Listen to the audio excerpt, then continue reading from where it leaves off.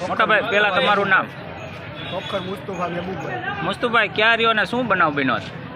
હું ખોડલ ચોકમાં રહું છું. કયો વિસ્તાર? ઉપરવાડા ખોડલ ચોક.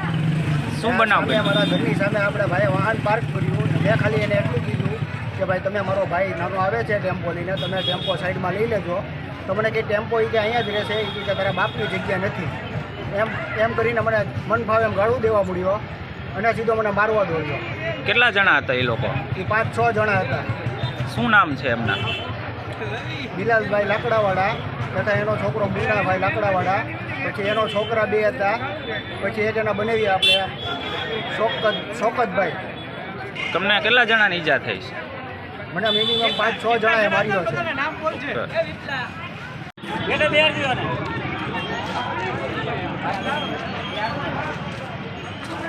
એવું લાગે તો